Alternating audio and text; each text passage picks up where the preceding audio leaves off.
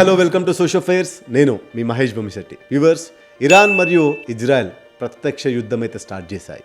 గంట గంటకి యుద్ధం యొక్క తీవ్రత మరింత పెరుగుతూ ఉంది.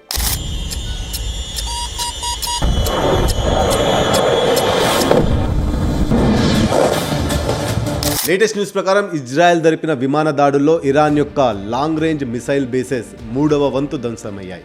ఇజ్రాయెల్ ఇరాన్ అణు కేంద్రాలను లక్ష్యంగా చేసుకుని భీకరమైన దాడులు జరుపుతుంది. తాజా లెక్కల ప్రకారం ఇరాన్లో 639 మంది ఇజ్రాయెల్ వాయుసేన దాడుల కారణంగా చనిపోయారు. చనిపోయిన వారిలో ముఖ్యంగా మిలిటరీ అధికారులు, శాస్త్రవేత్తలు కూడా ఉన్నారు. ఈ దాడులకు ప్రతిదాడిగా ఇరాన్ కూడా వెనక్కి తగ్గడం లేదు. ఇరాన్ కూడా భీకరమైన దాడులు ఇజ్రాయెల్ పై జరుపుతుంది. అటువైపు ఇరాన్ కూడా రివర్స్ అటాక్ గా ఇజ్రాయెల్ పై గట్టిగానే దాడి చేస్తుంది. అది ఎంతలా ఉందంటే ఇజ్రాయెల్లోని స్టాక్ మార్కెట్ మరియు హాస్పిటల్స్, స్కూల్స్ పైన కూడా విచక్షణారహితంగా ఇరాన్ దాడి చేస్తుంది.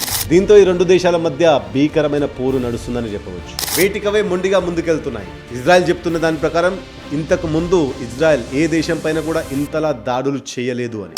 దానికి తోడు ఇజ్రాయెల్ జరిపిన దాడుల సన్నివేశాలు నెట్టింట్లో వైరల్ అవుతున్నాయి.